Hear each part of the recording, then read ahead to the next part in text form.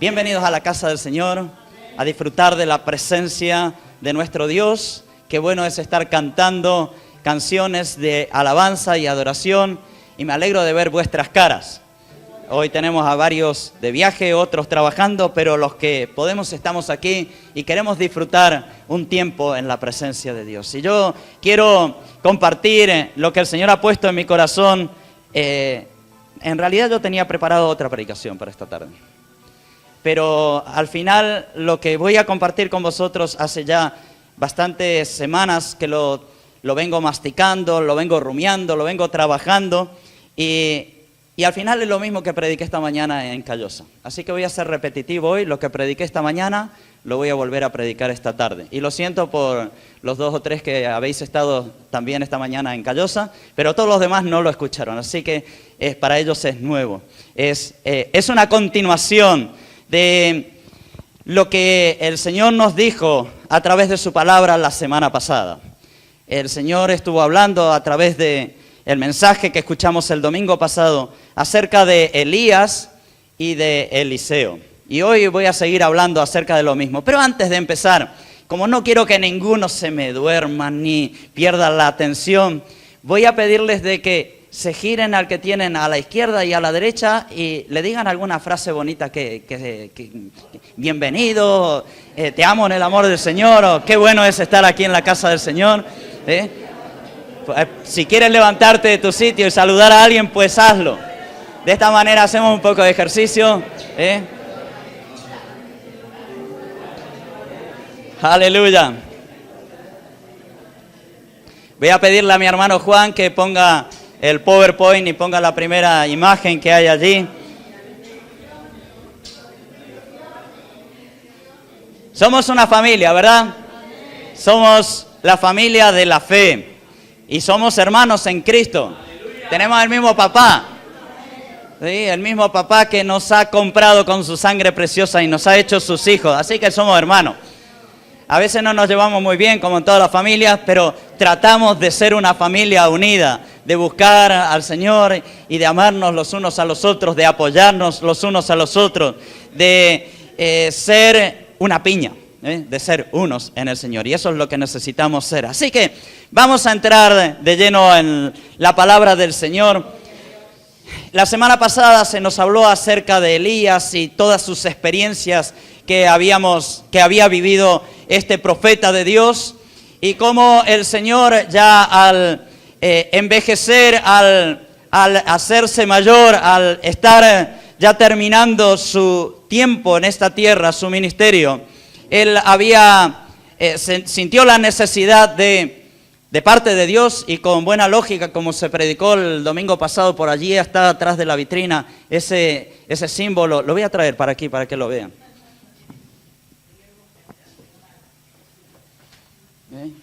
¿Os acordáis de esto?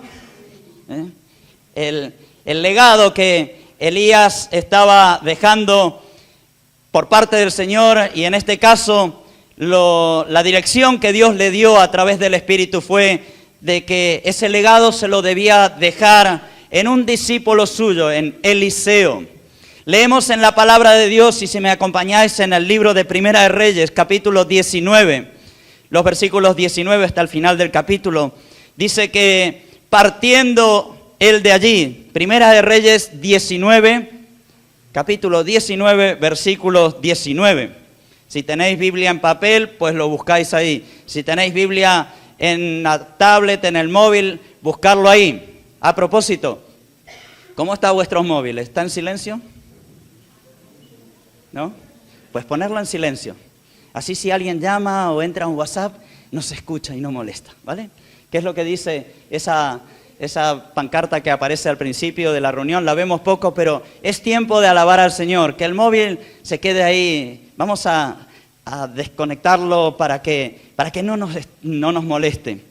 Y así, mientras hacen todo esto, les doy tiempo también para que busquen Primera de Reyes 19. Dice, partiendo él de allí, halló a Eliseo, hijo de Safat, que araba con 12 yuntas delante de sí, y él tenía la última, y pasando Elías por delante de él, echó sobre él su manto. Entonces, dejando él los bueyes, vino corriendo en pos de Elías y dijo: te ruego que me dejes besar a mi padre y a mi madre, y luego te seguiré. Y él le dijo: ve, vuelve, ¿qué te he hecho yo? Y se volvió y tomó un par de bueyes y los mató, y con el arado de los bueyes coció la carne y la dio al pueblo para que comiesen. Después se levantó y fue tras Elías y le servía. Aquí vemos tal como escuchamos la semana pasada, de que Elías, acabando ya su tiempo en esta tierra, había predicado, había profetizado, había estado haciendo lo que el Señor le había encomendado. Y ahora, al llegar a su tiempo final, necesitaba traspasar el legado a una nueva generación. Y tenemos necesidad de entenderlo esto. Pero ¿cómo lo podemos hacer? Pues ¿cómo tenemos que entender esto? Pues hay una necesidad sumamente importante, y es el rol, el papel que tiene que cumplir la iglesia, y es la de formar discípulos. Pensé que se me habían ido. Tenéis libertad de decir un amén si estáis de acuerdo conmigo. Decir eso es verdad. Decir lo que sintáis. Quiero tener vuestro feedback. No quiero yo estar hablando aquí como un loro parlachín sin recibir respuesta. La iglesia tiene la responsabilidad, la misión de estar discipulando convenientemente a las nuevas generaciones para que se prepare, se capacite y se levante esas nuevas generaciones, que no necesariamente son jovencitos de 15, 16, 17 años, pueden ser un poquito mayores. Y cada uno de nosotros tenemos la necesidad de ser convenientemente discipulados. ¿Lo sabías, no? Pero también tengo que decir que como iglesia hemos estado haciendo poco al respecto. Y ya lo dije y lo vuelvo a insistir y vuelvo a decirlo. Estamos en un tiempo donde tenemos una tremenda necesidad de generar grupos de discipulado. Y para ello estamos trabajando en formar grupos en las distintas casas. Y de hecho ya hay varias que están bastante organizadas y en breve empezarán a funcionar con tiempos de estudio bíblico organizado, programado. No cualquier cosa, no leer simplemente un versículo, orar un ratito, sino estudiar, aprender la palabra de Dios, porque se nos va el tiempo muy pronto. Y ese tiempo pasa y necesitamos ser capacitados y capacitar a nuevas generaciones para que toda la iglesia, sin distinción desde los más pequeños hasta los más mayores, podamos estar afirmados en el conocimiento, en la palabra de Dios. Esa era la responsabilidad que sintió Elías en ese tiempo. Y él se acerca a Eliseo en este relato bíblico y le echa su manto. El manto era un símbolo de autoridad, de poder. Lo habíamos escuchado la semana pasada. Y él transfiere de cierta manera, le está transfiriendo a Eliseo ese llamado y lo invita. Y Eliseo entiende inmediatamente el mensaje. Y yo deseo que esta tarde cada uno de nosotros entendamos perfectamente el mensaje. Y el mensaje es que tenemos una responsabilidad, todos, sin excepción, delante del Señor, de asumir ese legado, ese llamado, esa vocación hacia la cual Dios nos ha llamado. Dice una canción que cantamos: no quiero perder. ¿Cómo dice? No quiero perder las cosas que me diste para hacer. Yo no quiero perder ninguna de las cosas que Dios me dio para hacer. No quiero perder ninguna oportunidad. Y si tengo necesidad, y de hecho la tengo, de capacitarme, de entrenarme, de prepararme, quiero poner toda la carne en el asador, como decimos los argentinos, ahí para que salga un buen churrasco a la barbacoa y podamos ser apetitosos delante de la presencia del Señor. Así que, pasado esta historia bíblica, les invito a que me acompañéis en el relato que está en Segunda de Reyes, capítulo 2, del versículo 1 en adelante. Me gustaría leer todo el capítulo, pero voy a ir leyendo algunos versículos y voy a ir dando algunas explicaciones acerca de esto. Segunda de Reyes, capítulo 2, es el momento donde ya después de haber hecho el llamado, después de haber hecho la invitación, llega el momento donde Elías sabe que se le terminaron sus días. Y entonces, llegado ese día, el Señor le revela de que era el día, era la ocasión, era el momento donde debía traspasar ese testigo. Y si leemos Segunda de Reyes, capítulo 2, versículo 1, ¿lo tenéis por allí? Dice la palabra de Dios que aconteció que cuando quiso Jehová alzar a Elías en un torbellino al cielo, Elías venía con Eliseo de Gilgal. ¿Puedes poner la primera transparencia, por favor? Después de la presentación. Noto una cosa, o no sé si lo percibís, lo notáis aquí. Elías venía de Gilgal sabiendo de que Dios lo iba a arrebatar en un torbellino. Cosa interesante de la historia. Elías y Enoc son las dos únicas personas de esta tierra que no han gustado la muerte. Elías fue arrebatado en un torbellino al cielo. Y este es el día donde ocurre. Era el día donde él tenía que dejar ese legado. ¿Y saben lo que noto en este primer versículo? De que Elías no venía solo. Lo leo de nuevo. Dice que aconteció que cuando quiso el Señor levantar a Elías, Elías venía con Eliseo, su discípulo. Me habla a mí de que Elías se pasó este tiempo entre el pasaje anterior y este, preparando, entrenando, capacitando a su discípulo. Eliseo, mira las cosas que hace el Señor. Aprende. Yo creo que Eliseo estaba ahí con el corazón entusiasmado, viendo la entrega, la búsqueda, la perfección en ese servicio a Dios que tenía Elías. Así que cuando Elías le llega a su hora, ahí lo vemos a Eliseo siguiéndole detrás. Yo no me pierdo a mi maestro para nada. Y entonces ocurre lo que dice el versículo 2, y le dice Elías a Eliseo, mira, quédate aquí, porque Jehová me ha enviado a Betel. Y Eliseo le dice, vive Jehová y vive tu alma, que no te dejaré. Y descendieron pues a Betel. Puse este mapa porque venía de Gilgal y se fueron a Betel.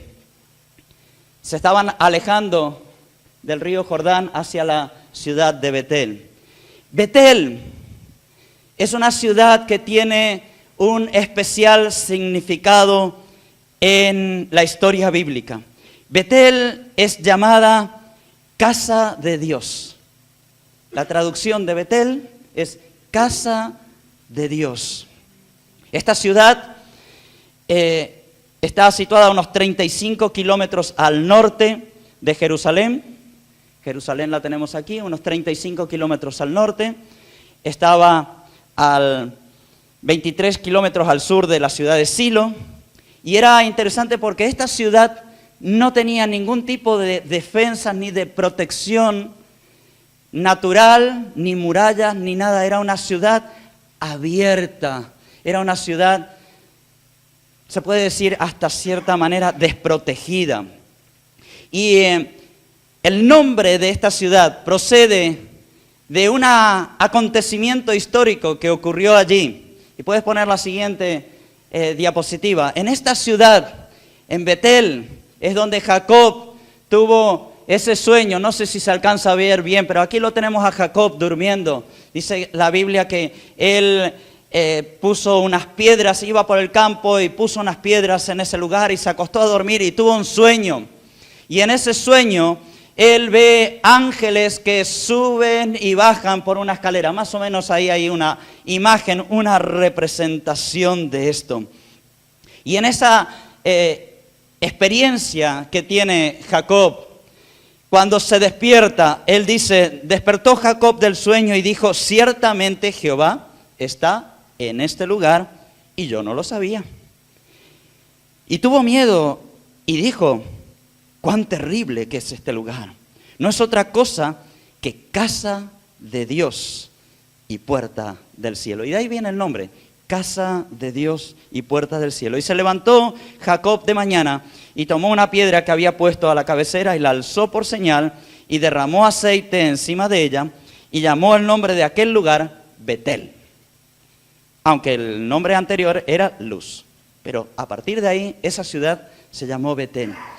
¿Y qué quiero decir con esto? ¿Qué quiero tratar de explicar con la historia de Elías y Eliseo, casa de Dios, Betel? Pues es simbólicamente el lugar donde por esencia Dios se manifestaba en toda su identidad, en toda su intensidad, en toda su potencia. Es aquel lugar donde Jacob tiene este encuentro, pero además un poco tiempo después, es en este mismo lugar donde Jacob es tocado por Dios y se le cambia su nombre de Jacob por el nombre Israel. Y de ahí viene el nombre de Israel. O sea, este lugar simbólicamente es un lugar donde la presencia de Dios se manifestaba y trataba y trabajaba con las personas que estaban allí. Así que cuando Elías decide ir hasta Betel, lo que está haciendo es yendo al lugar de la presencia de Dios.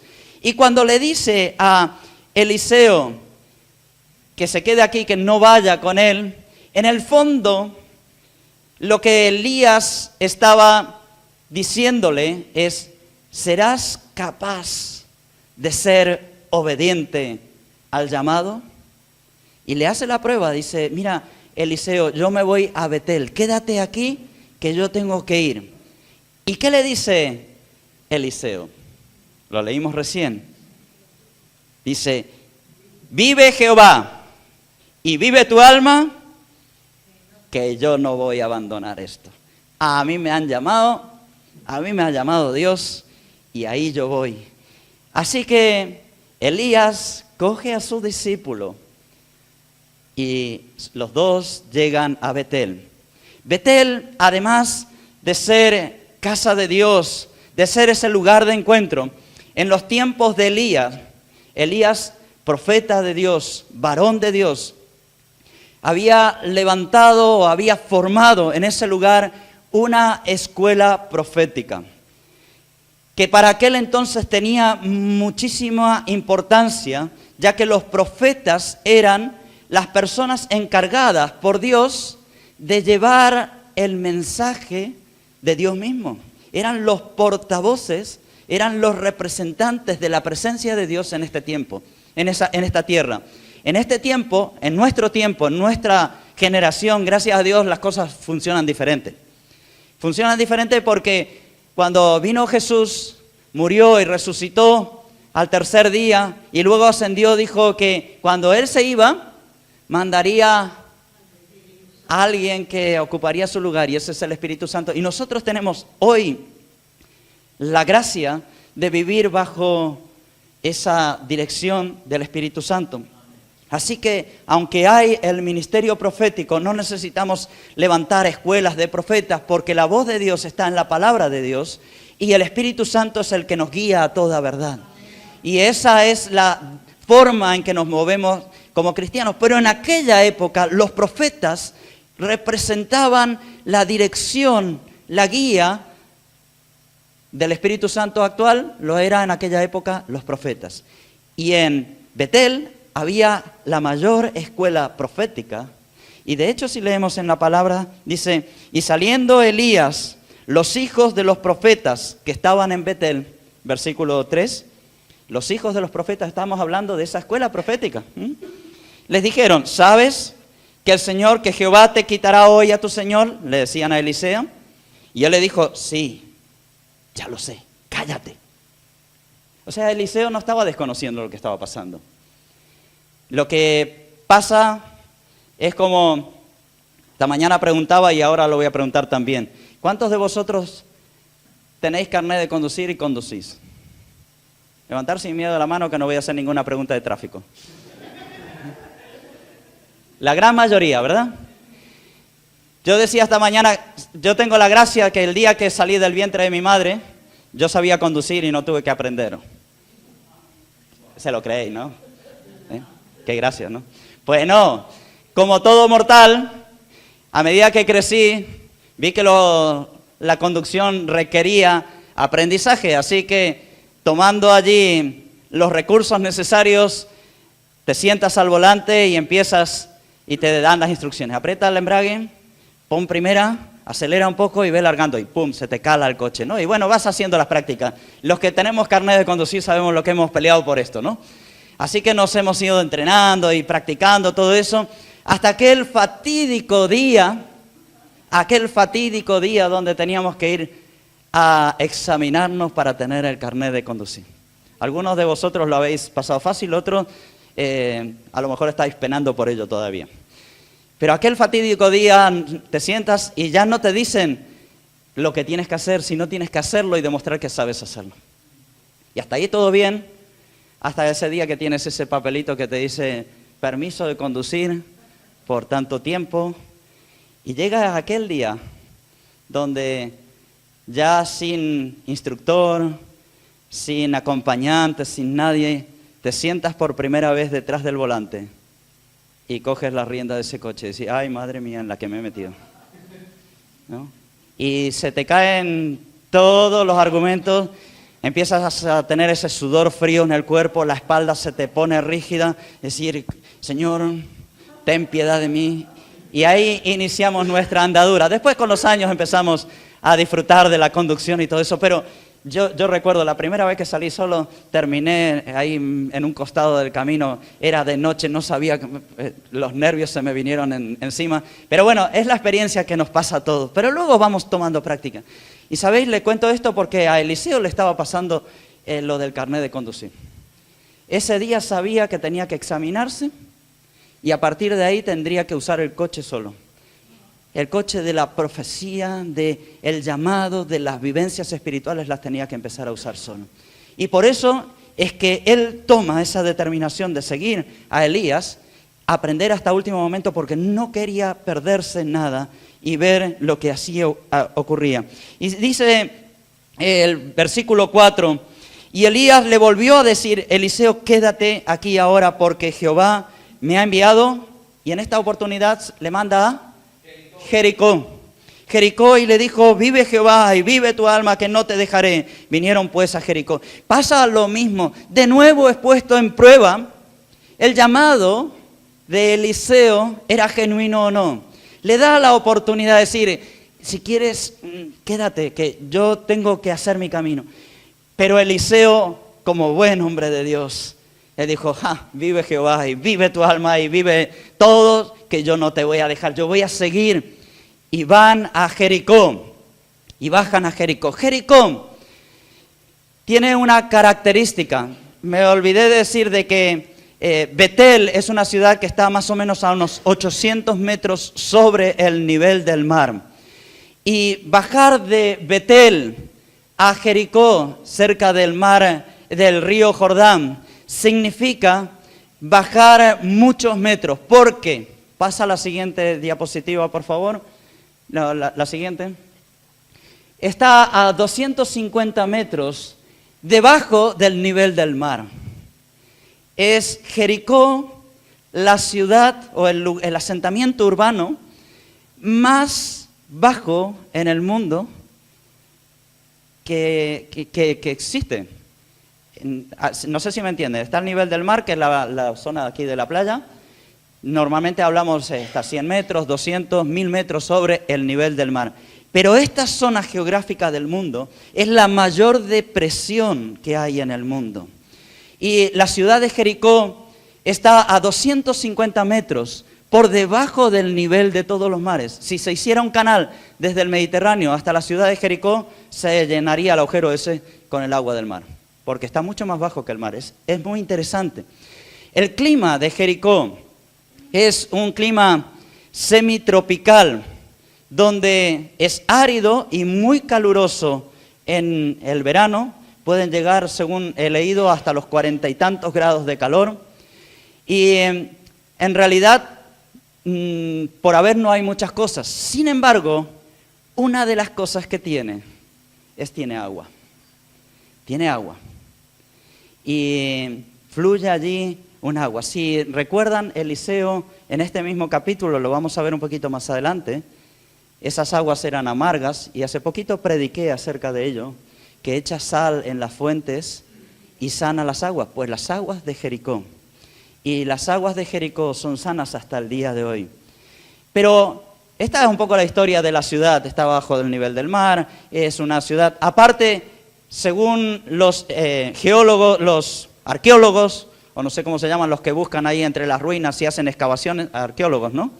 Los arqueólogos han ido haciendo excavaciones y han encontrado distintos asentamientos humanos y han sacado conclusiones y deducido de que además de ser la ciudad que está más bajo del nivel del mar, además el asentamiento urbano más antiguo que se conoce del mundo. Aproximadamente, según dicen, unos 8.000 años antes de Jesucristo ya había asentamientos humanos en ese lugar. Así que podemos considerar que es el lugar más bajo del mundo y el más antiguo del mundo, con población humana.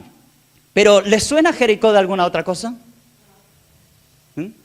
Vamos con Josué a luchar a Jericó, Jericó, Aquel momento donde el pueblo de Israel cruza el río Jordán y empiezan a dar vuelta alrededor de la ciudad de Jericó, un día, otro día, y al final, al último día, tocan las trompetas, los muros caen y la ciudad es destruida, saqueada, incendiada y conquistada por el pueblo de Dios, el pueblo de Israel. Así que cuando hablamos de Betel, hablamos de casa de Dios, de presencia de Dios, pero cuando hablamos de Jericó, podemos simbólicamente decir que es el lugar de conquista. Es el lugar donde Dios nos permite avanzar y conquistar el terreno que Él tiene preparado para nosotros. A mí me habla de que si yo me instruyo, yo me capacito, yo me preparo y sigo a mi maestro, sin duda llegará un momento donde no solamente estaré en la iglesia, en la presencia de Dios, sino también llegará un momento donde estaré en Jericó y conquistaré el territorio que me toca conquistar. Yo quiero que nos levantemos con ese hambre, esa sed de seguir el llamado que el Señor ha puesto en nuestras vidas. Así que lo vemos a Elías y a Eliseo en este lugar. Puedes pasar a la siguiente, que es una fotografía también de Jericó. Esta es una imagen actual de Jericó. Hay otras más, he dejado una para el final. ¿Y qué pasa a partir de aquí? Dice que en el versículo 5, y se acercaron a Eliseo los hijos de los profetas que estaban en Jericó, y le dijeron las mismas cosas a Eliseo. Le dice, ¿sabes que Jehová te quitará hoy a tu señor de sobre ti? Y él respondió, sí, yo lo sé, callad. Otra vez se repite la misma historia. Y también me trae a mí el pensamiento de que cuántas veces es necesario de que Dios confirme el llamado para estar seguro de que lo estamos haciendo de manera genuina, que lo estamos haciendo de manera comprometida, de manera seria. ¿Os acordáis aquel día que Jesús aparece a sus discípulos allí a la orilla del mar después de haber resucitado y se encuentra con Pedro y le dice, Pedro, ¿me amas? Y Pedro, que se sentía mal por haberlo negado, él dice, Señor, tú sabes que sí. Y el Señor Jesús le dice, ay, bueno, Jesús, sí, Pedrito, me alegro. No, Jesús le dice, Pedro, ¿me amas? Una segunda vez. Y Pedro le dice, Señor, tú sabes que sí. ¿Y qué ocurre? ¿El abrazo? No, el Señor Jesús le vuelve a preguntar, Pedro, ¿me amas? ¿De verdad? Una tercera afirmación. Es como que necesitamos comprobar, certificar, avalar de que lo que estamos haciendo no es puro rutina, ni bueno, conozco al Señor y ya está, sino de verdad que hemos entregado nuestra vida a Cristo y le seguimos las duras y las maduras, le seguimos con las ganas, con el entusiasmo, con la pasión, aunque nos duelan los callos del pie, aunque nos duela la oreja, aunque nos duela, no sé, el alma. Seguimos porque hemos comprometido nuestro llamado. Y aquí lo tenemos a Eliseo en ese compromiso, que no te voy a dejar, que te voy a seguir. Así que a partir de aquí Elías le dijo, te ruego que te quedes aquí, en Jericó. Había una escuela profética también aquí, la segunda en importancia después de la de Betel, la de Jericó. Y dice, te ruego que te quedes aquí porque Jehová me ha enviado al Jordán, tercer lugar, al río Jordán. Y le dijo, vive Jehová y vive tu alma, que no te dejaré. Y fueron pues ambos.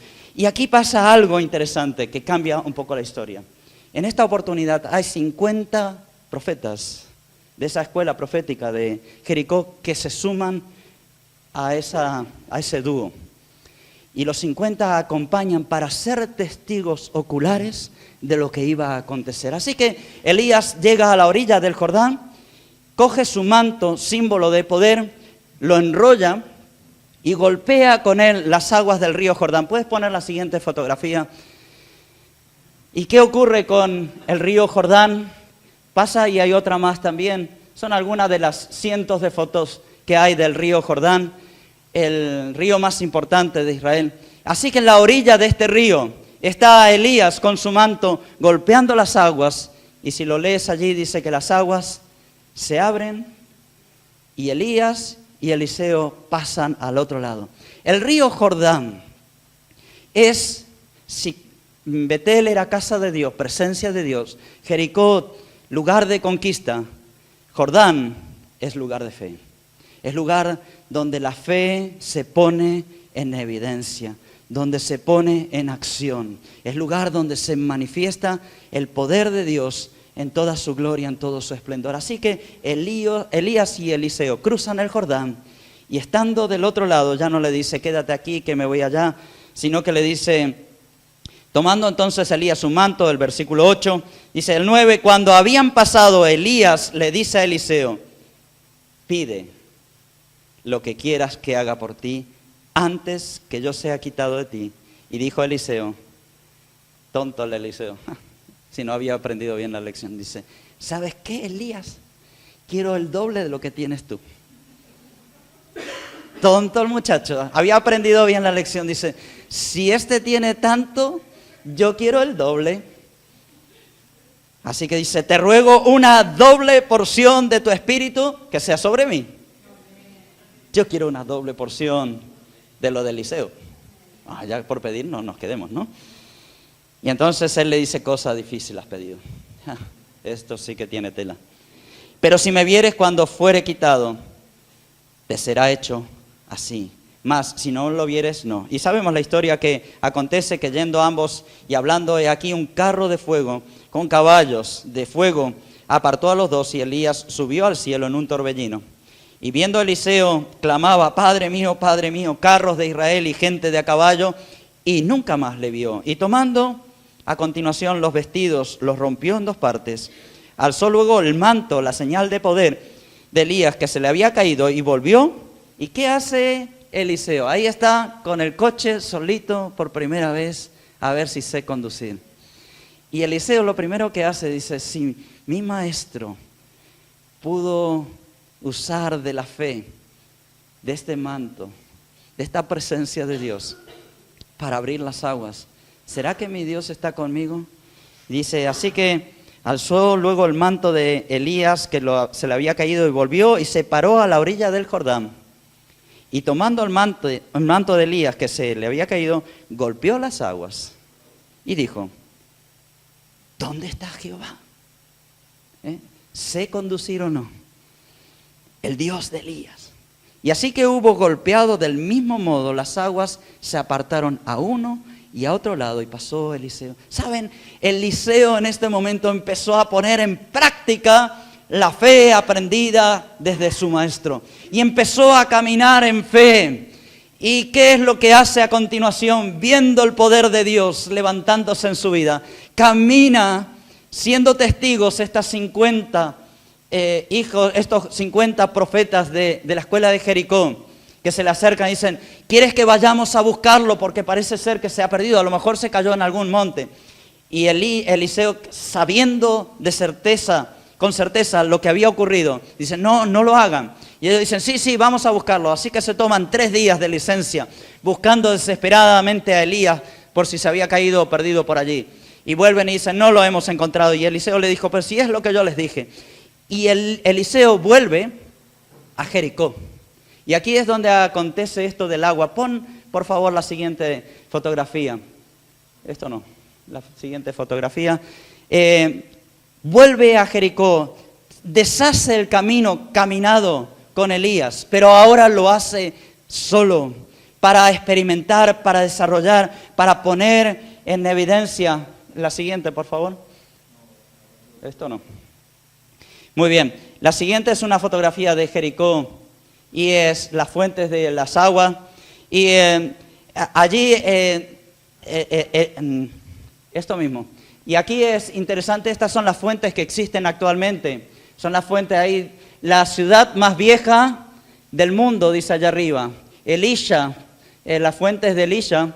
Y aquí abajo pone en inglés el lugar más bajo del mundo, 1.300 pies, serían 250 metros. Y 10.000 años desde la antigüedad, ponen desde el 8.000 hasta el 1979 esta placa. Esto existe hoy en día en Jericó.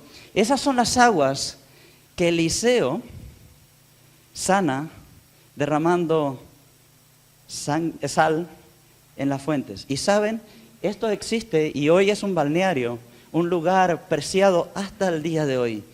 ¿Por qué? Porque un varón de Dios fue obediente al llamado, caminó bajo los pasos de su maestro y en ese andar asumió el relevo, pero asumió también la instrucción. En Jericó en el Jordán ya pone en prueba su fe, en Jericó experimenta el potencial de Dios, pero a continuación dice la palabra de Dios que camina y va de nuevo a Betel. O sea, Eliseo vuelve a Betel, a la escuela de los profetas. Y finalmente, si leemos el final de esto, el versículo 25 dice, y de allí se fue al monte Carmelo, y de allí volvió a Samaria. El monte Carmelo es un lugar de adoración. El lugar de adoración. Eliseo había puesto en prueba y ahora estaba experimentando de que una doble porción del espíritu de Elías había caído sobre él. Y ese entrenamiento no había sido echado en vano en unas manos ineficaces, sino habían sido puestas en las manos de alguien que tenía realmente el sentido de responsabilidad y de carga por asumir el llamado que Dios había puesto en su vida. Y veo que Eliseo, y si hacemos un análisis de lo que la palabra de Dios nos dice, hizo el doble de milagros que hizo Elías. Interesante, una doble porción del espíritu de Elías estuvo sobre la vida de Eliseo. Y ahora podremos decir, ¿y qué tiene que ver todo esto conmigo? Muy bien, el llamado, todo eso. ¿Saben? Y con esto termino. Todos nosotros hemos sido comprados con la sangre de Cristo. Todos hemos recibido el perdón de nuestros pecados, porque Jesús murió en la cruz, resucitó, y al aceptar este sacrificio y arrepentirnos de nuestros pecados, hemos sido transformados en hijos de Dios, pero además hemos sido llamados a su servicio. Tú y yo hoy tenemos un llamado a servirle. ¿A servirle cómo? Siendo un testigo allí donde nos movemos, en medio de nuestra familia, mostrarle el amor de Dios, mostrarles de que la palabra de Dios ha transformado nuestras vidas. Ser un testigo en medio de una generación que da la espalda a Dios. Dios te ha llamado a ti, Dios me ha llamado a mí para llevar ese mensaje tal cual lo hizo Eliseo. Y para ello es sumamente importante que cada uno de nosotros nos capacitemos, nos entrenemos, nos preparemos, caminemos con nuestro maestro, con nuestro discipulador. Vamos a trabajar sobre ello y vamos a permitir que el llamado que Dios ha puesto en cada una de nuestras vidas sea una realidad. No quiero perder las cosas que me quedan por hacer. No quiero malgastar mi tiempo. Quiero hacer lo que Dios ha puesto en mis manos. Quiero ser el Elías del siglo XXI. Nos ponemos en pie. Voy a pedirle a la alabanza que pasen. Vamos a orar un momento, porque probablemente la palabra de Dios nos advierta de una necesidad que tenemos de responder al llamado de una manera seria. Seguramente vendrán momentos donde nos dirán, quédate aquí, que hay que seguir caminando, pero tú quédate aquí. Puedes responder, bueno, vale, espero, o puedes responder, no me quedaré, vive el Señor, vive mi Dios, que no me perderé las oportunidades que tengo. Que el Señor, a través de su Espíritu, continúe hablando a cada uno de nuestros corazones. Señor, he dado tu palabra en esta tarde, esta palabra de el desafío que asumió Eliseo al ser puesto sobre él el manto de Elías en aquel llamado.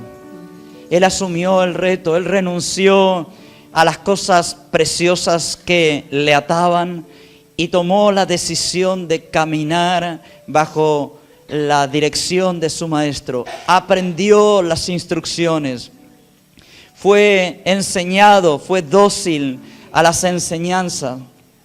Y llegado el momento, él asumió el compromiso de recibir ese legado profético, de levantarse como un testigo, como un testimonio, como un proclamador de la verdad. Y hoy, Señor, tu iglesia está siendo llamada por la voz del Espíritu Santo a comprometerse aún más en este llamado, en esta entrega, en este servicio a ti. No queremos perder las cosas que nos quedan por hacer. No queremos malgastar nuestro tiempo en cosas vanas. No queremos malgastarlo en cosas que no edifican, que no construyen.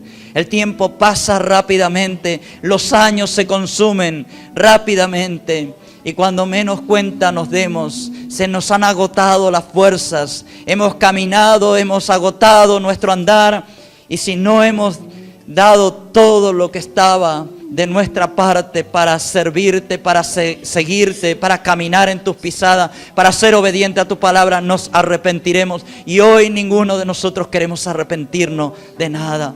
Por eso, Señor, tu Espíritu Santo repose sobre tu iglesia en esta tarde. Que cada uno sepamos entender el papel, el rol que nos toca vivir. Que no malgastemos nuestro tiempo, sino que vivamos de manera intensa. Gracias por las enseñanzas que nos dejan un Elías, un Eliseo, en este tiempo tan difícil, tan comprometido, tan especial, pero tan hermoso de vivir. Bendito Dios, aleluya. Gloria a tu nombre, Jesús, aleluya. ¿Qué sería de mí si no me hubieras alcanzado? ¿Qué sería, Señor? ¿Qué sería de nosotros? ¿Dónde estaría hoy si no me hubieras perdonado? Tendría un vacío en mi corazón, vagaría sin rumbo, sin dirección.